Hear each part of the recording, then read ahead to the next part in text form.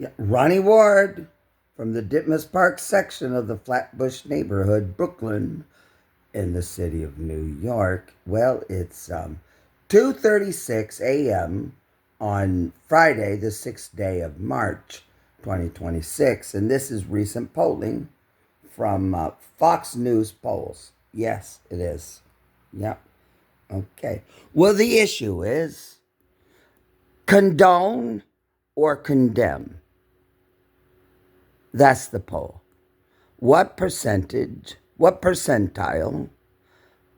of those polled condones the objectives as defined by the President of the United States, and what percentile condemns? Yeah, here it is right here. It's high. In the 80th percentile condones those who identify as Republican. Yeah. Condones. 80 percentile.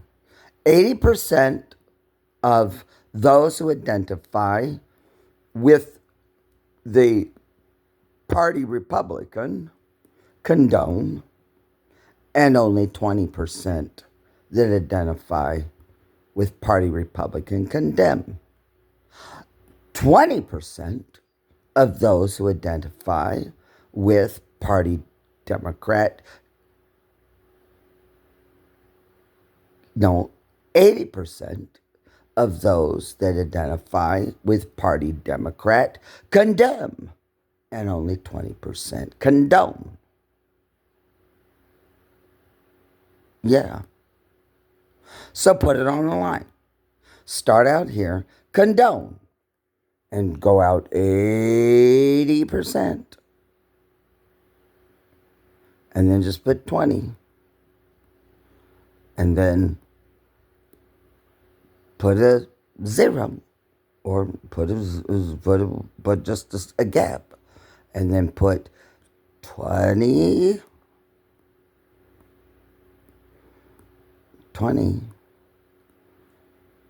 condone, and 80 condemn.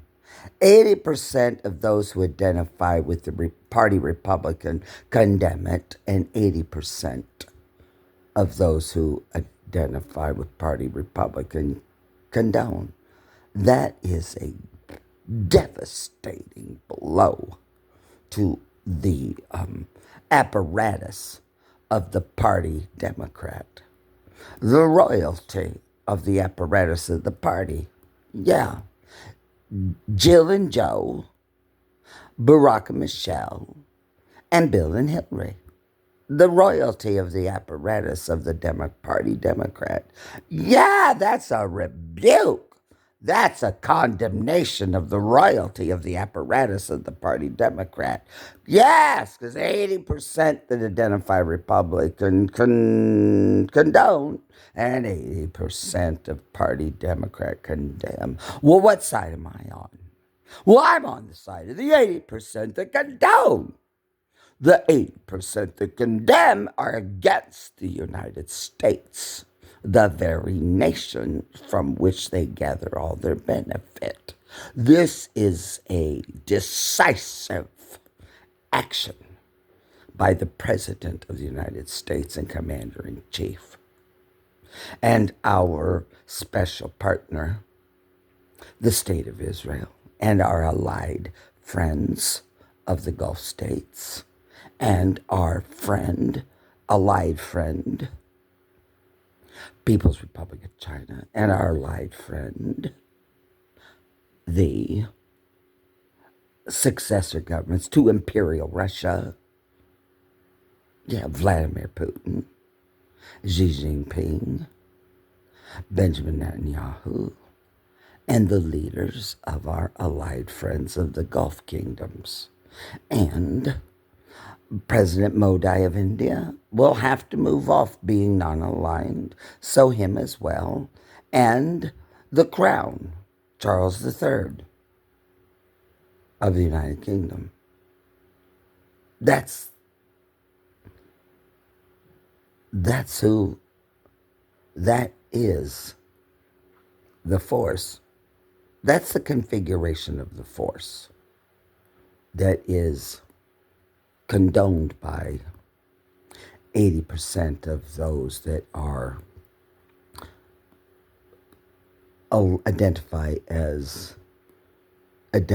with or support Party Republican. 80% of the people of the United States. And who is represented by the 80% that condemn? Well, everybody else in the world then. Everybody else in the world. Everybody else in the world falls in that category. Poll shows 50% of voters approve of the military strikes on Iran, 50% disapprove, an even split. When you break it down, only 20% of Democrats are in favor of these attacks. 84% of Republicans are in favor. How do you read the polling on this? Yeah, I mean, mine is a little slightly different. So we just went to the field on this, and we have it about a +5 approval for the strike right now. And Republican support sitting a little bit higher in the higher 80s there.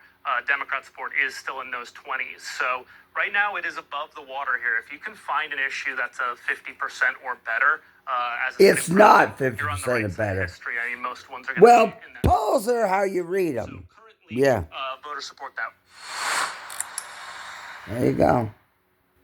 Well, 5 days ago, or on Sunday, NBC did it, first ran it. NBC's giving airtime to our enemy of the regime, a leader of the regime in Iran. Yeah, right here it is. I have another NBC that did it yesterday, but there they did it 5 days ago. Yeah, the media is traitors to the United States. They have violated the Logan Act. They have. Because the Logan Act makes it a felony for a person of the United States to interfere with foreign relations or the United States in a way that's detrimental to the United States. It's a felony under the Logan Act. I'm going to interrupt you very briefly while you've been introducing Julie Sirkin. They're violating the Logan Act. From Iran, Iran's Minister of Foreign Affairs, Abbas Aragachi, is joining us now from Tehran. Minister Aragachi, we appreciate your making time to speak to us right now. We have a series of questions. We know that you are one of the few in that country who have the access to communicate. He's not in the country then. He's not in Iran. There's a blackout on Iran, so he's not in Iran then. He's somewhere else. I'm going to interrupt you very briefly while you've been introducing Julie Sirkin. They're telling us that right now we have a guest from Iran. Iran's Minister of Foreign Affairs, Abbas Aragachi, is joining us now from Tehran. Minister Aragachi, we appreciate your making time to speak to us right now. We have a series of questions. We know that you are one of the few in that country who have the access to communicate outside of a country where there is a large blackout of communications at this time. First and foremost, our question to you, sir, is can you give us a better understanding of the situation on the ground there, the impacts that have taken place? And separately, can you confirm to us that the Ayatollah and the president are both still alive?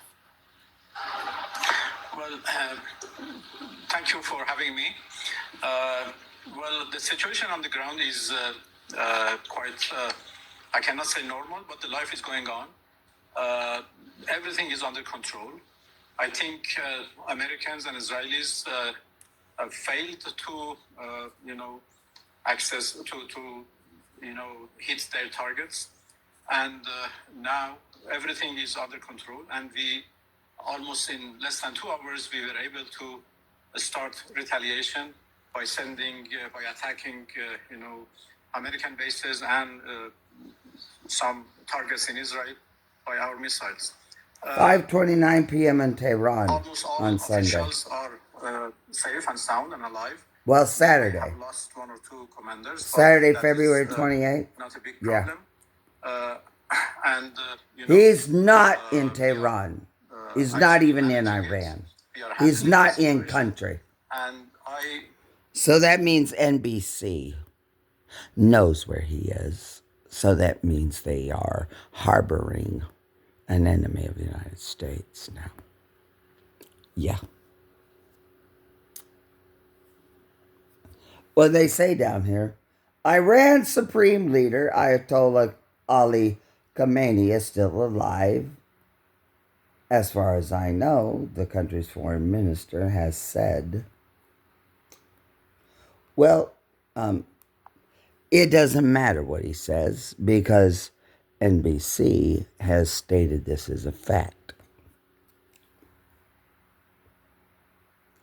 The country's foreign minister has said in an exclusive interview with NBC News that means they're the only one who had access.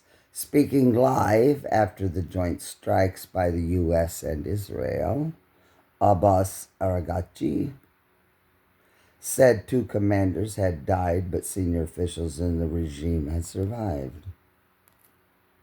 Yep. That's what they say. They reported it as a fact. So I don't need to listen to what he says because it's reported as a fact. So here's from Thursday. Yeah, Thursday.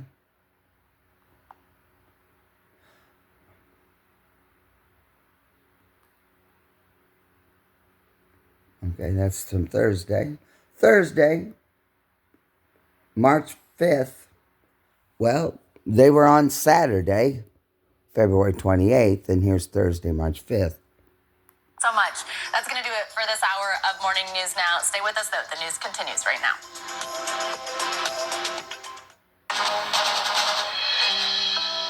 This is an NBC News special report. Here's Tom Yamas. And good morning. We are coming on the air with breaking news right now. Our exclusive interview with Iran's foreign minister who joined. Well, they spoke to him on Saturday. They did. Okay, here's channel on YouTube, APT. Yeah.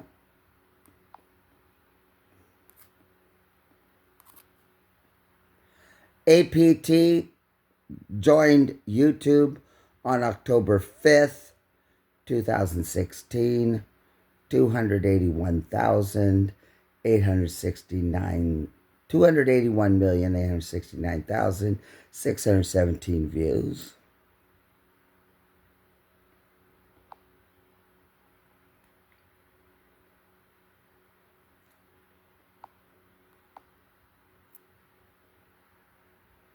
How did United States jets enter Kuwaiti airspace? Iran's Abbas Aragachi demands answers. APT. This is from, this is Tuesday. Yeah. Tensions across the Gulf region surge. This is a fact now.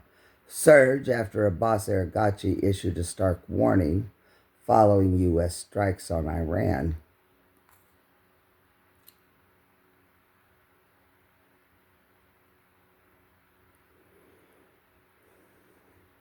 Speaking to state television, Aragachi declared that Tehran is not seeking to regionalize the conflict, but warned that American military bases stationed across neighboring countries are now legitimate targets.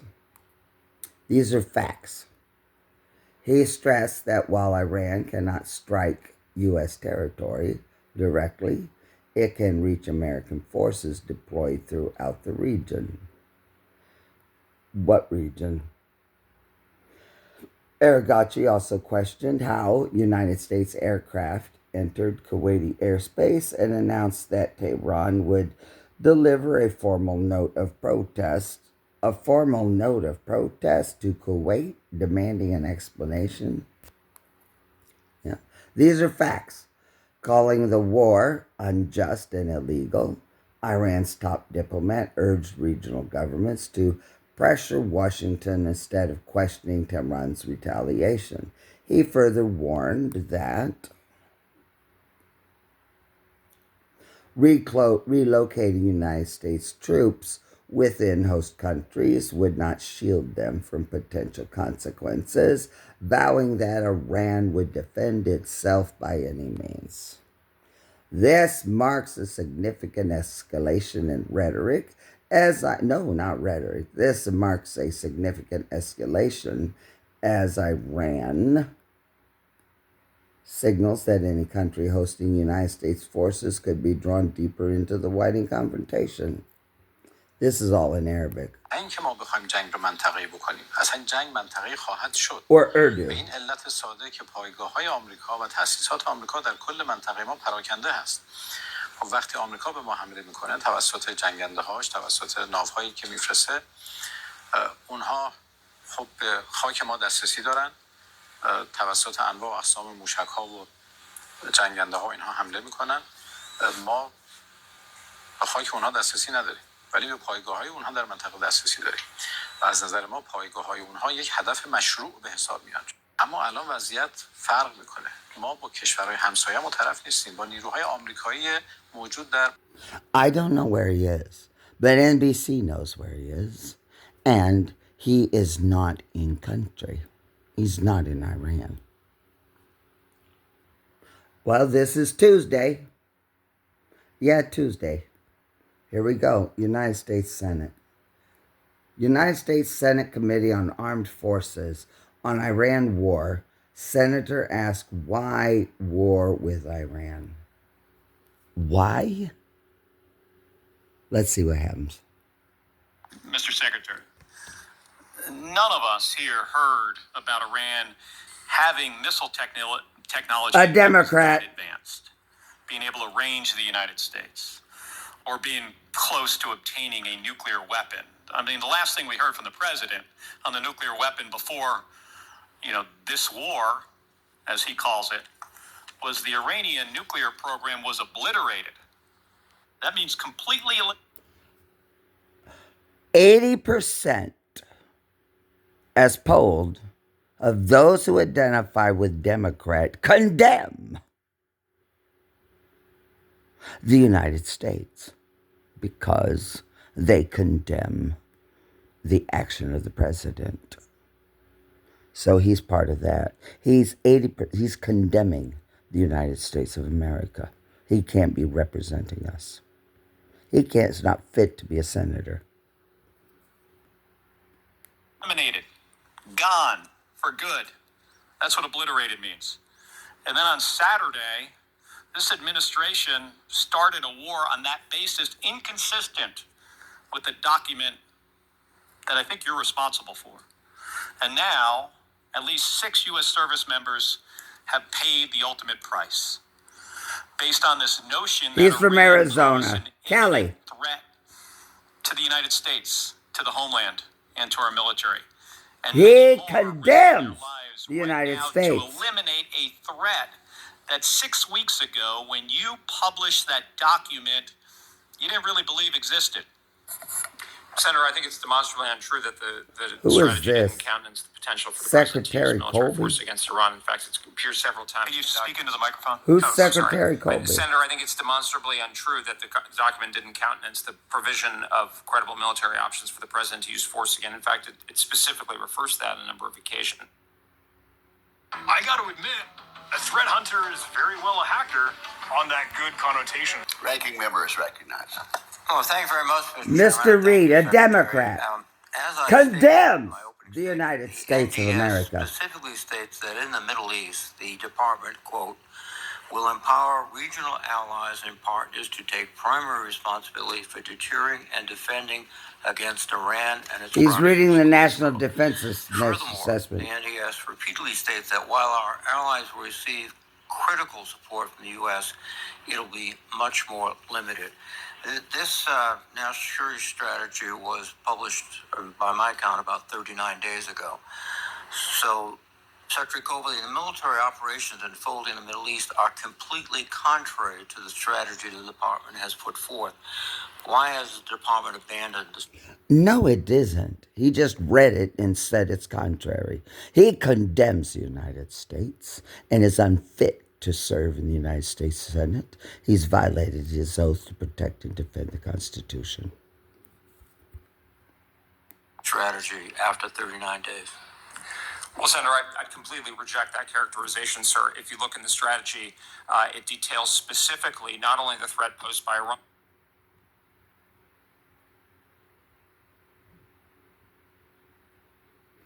Democrat Jean Shaheen.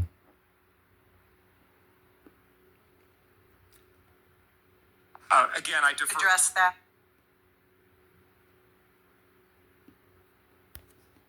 And beyond, and that's primarily the missile forces of the Islamic Republic, which had obviously been growing substantially and posed a very serious threat to all of those equities that I just mentioned, as well as the ability to produce that, and then the Iranian Navy. Those are the primary focus of the military campaign. I do think those are scoped and reasonable objectives that can be attained. I think at the same time, the president, for instance, has made comments, and I wouldn't speak for him, but my interpretation of how the military campaign nests into that is he has urged the Iranian people to take this unprecedented opportunity to, supplant or overthrow this oppressive Islamic Republic. But the military campaign, as detailed, that he has directed, is focused on the power projection capabilities. And at the end of this campaign, yes, primarily relying on aerospace and maritime forces, that will have substantially set back a threat that, sir, you just yourself detailed as such a, opprobrious and noxious threat. Now, if regime change was nothing with respect to the military objectives and the president was just sort of wandering off, why was the first objective in the campaign the attack and death of Khomeini and key leaders of the regime? We'll just try to answer quickly. That's not been verified. Why is he standing up for the Ayatollah and the regime? He's unfit to be in the Senate. He violated his oath to protect and defend the Constitution. Plan to do a nuclear posture review. Colby, you've previously. He's an undersecretary of state. This is Jean Shaheen of New Hampshire. She is unfit to be a United States Senator. She's violated her oath to protect and defend the Constitution of the United States. Listen to her question. Written that the Middle East is, and I quote, relatively unimportant for the United States. You also wrote in an article entitled, quote, Why Not to Attack Iran, that strikes against Iran's nuclear program without a clear strategy would leave, quote, Tehran every incentive to reboot the program with greater vigor.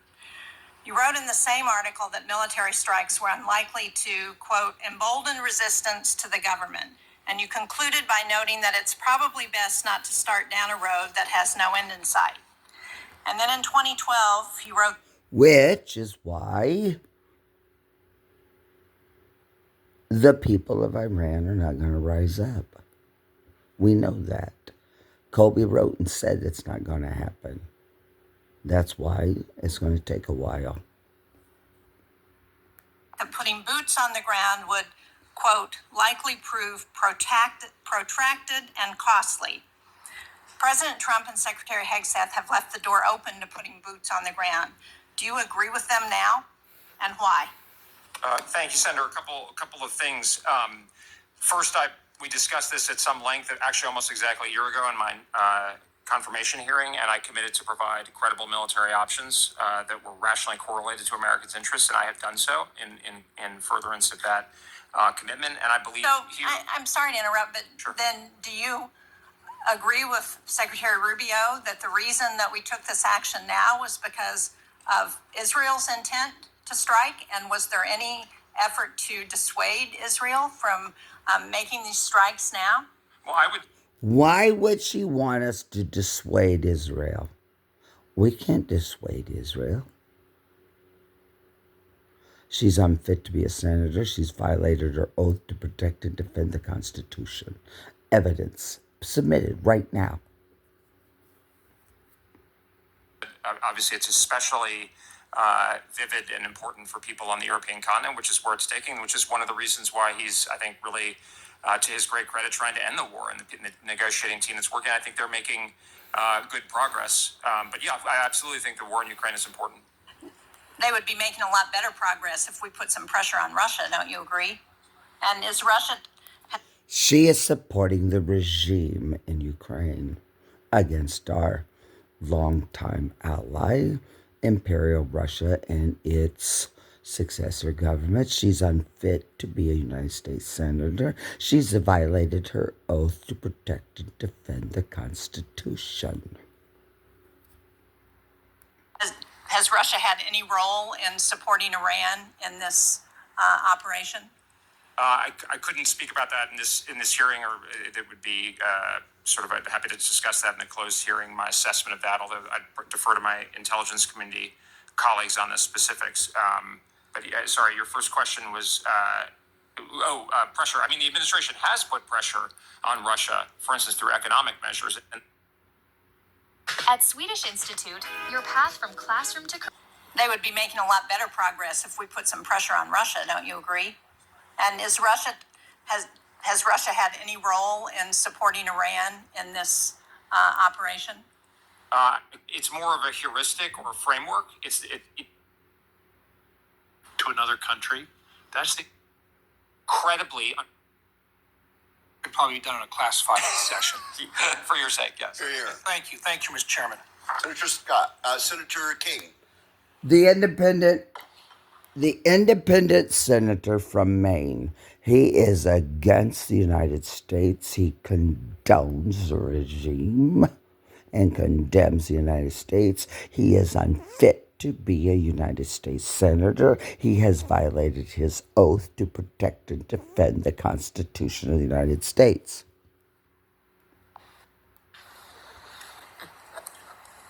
A rare opportunity to go before Senator Kaine.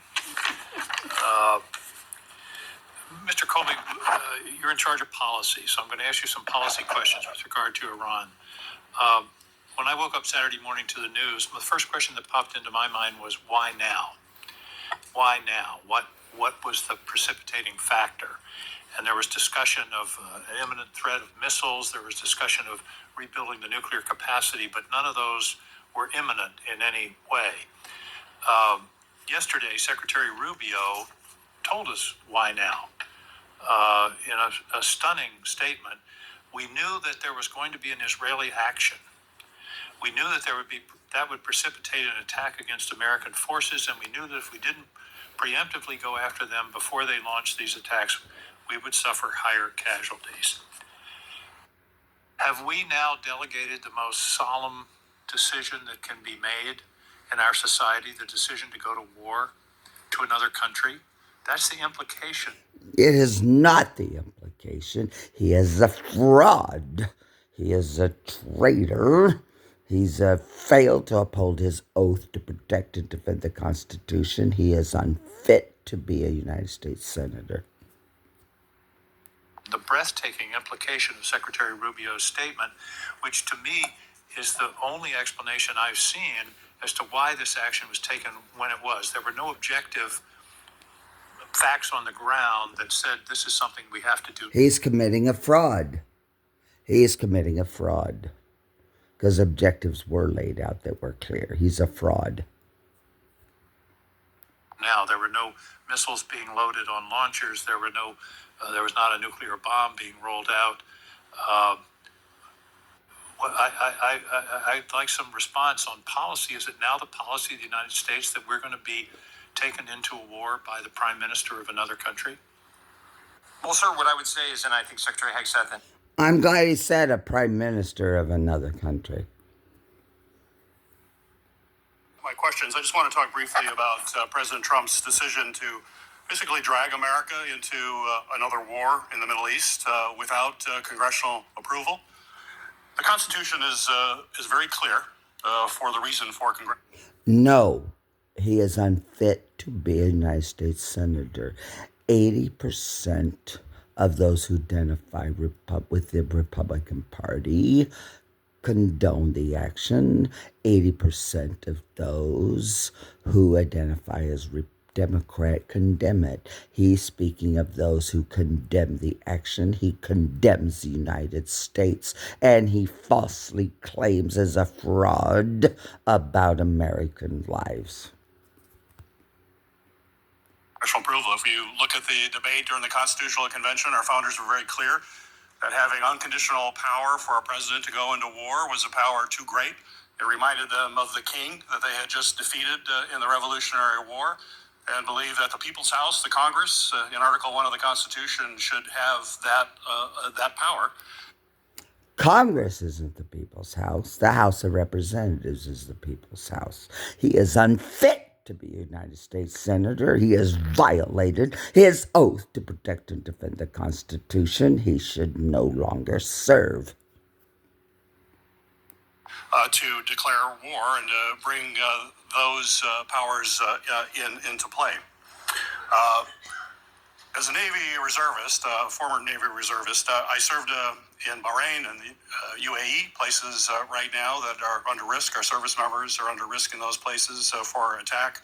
My thoughts are certainly with them and others serving through the Middle East. I know the thoughts of all American people are with the men and women who are serving in the Middle East as well.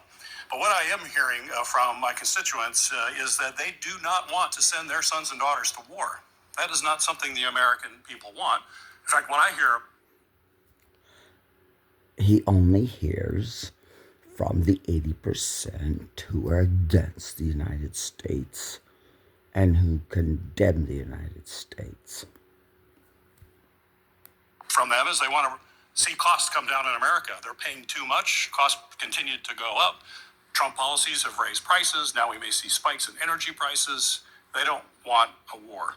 Now, I want to be clear. Iran is a bad actor. And we must ensure that they never, ever produce nuclear weapons. But I also want to be clear, we should remember that we had a diplomatic agreement with Iran on nuclear proliferation, and President Trump withdrew from that agreement during his first term without a plan, and he was basically playing politics. A fraud. But now he's sending...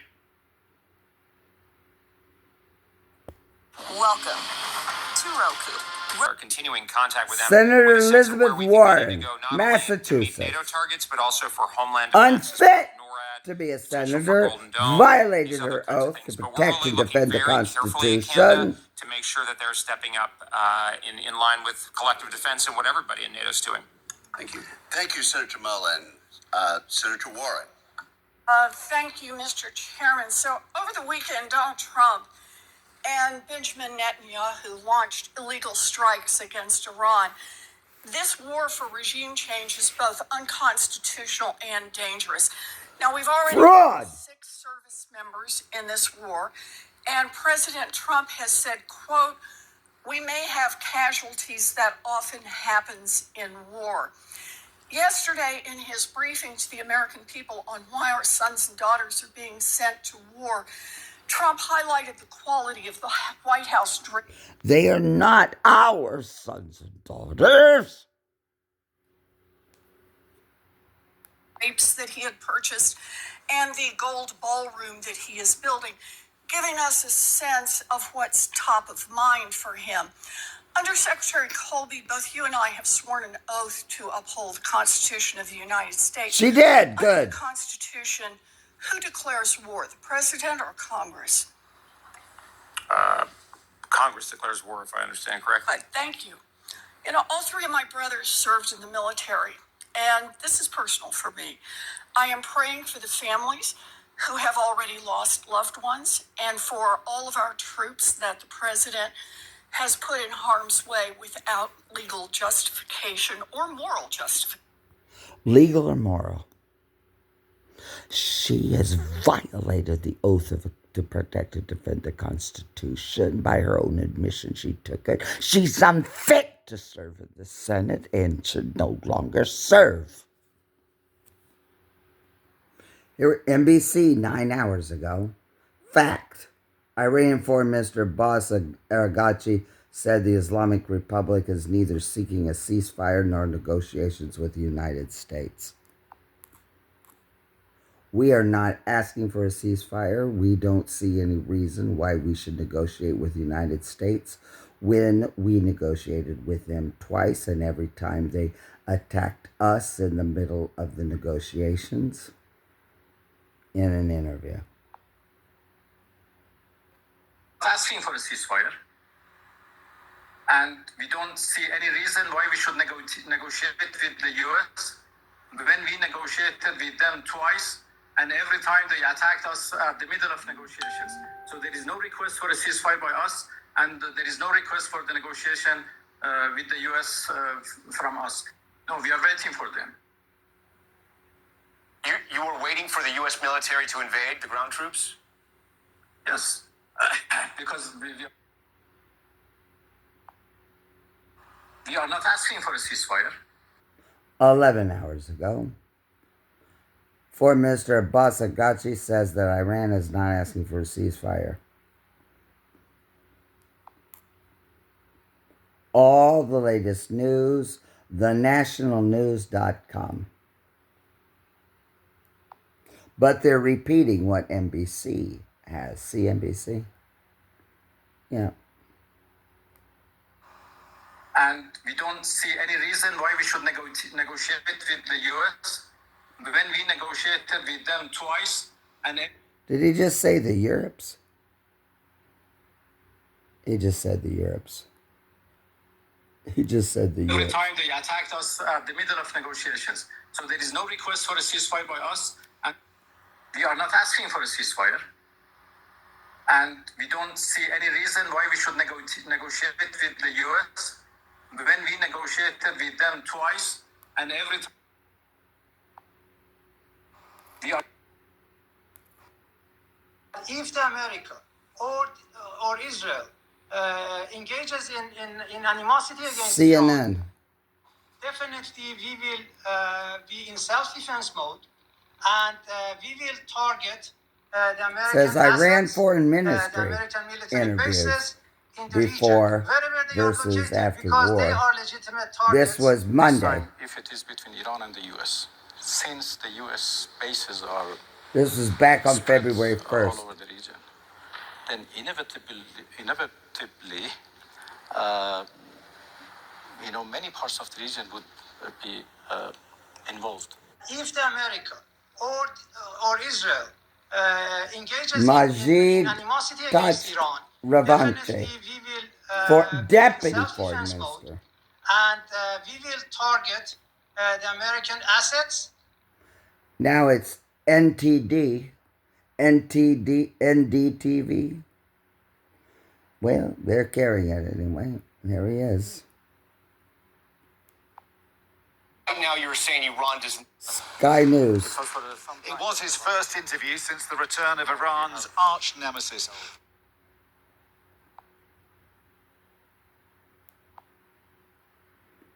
January 28th, 2025.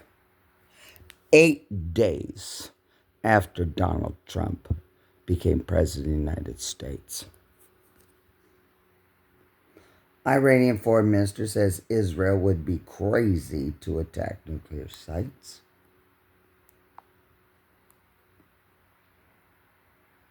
An exclusive interview with Sky's International Affairs editor Dominique Waghorn in Tehran. Abbas Aragachi also said Iran is willing to listen to President Trump over a nuclear deal, but trust had to be rebuilt first. Yeah, look at this. Look at this. Look at this. Donald Trump to the White House. In his first few months as Iran's foreign minister, Abbas Aragachi has seen allies and friends assassinated or toppled, one after another. Talking to Sky News in the Iranian capital, he chose the moment to dismiss talk of Israel and America, now planning to attack Iran. We have made it clear that any attack to our nuclear facilities would be faced with an immediate and decisive response. But I don't think they will do that crazy thing. This is really crazy. And this would turn the whole region into a very bad disaster.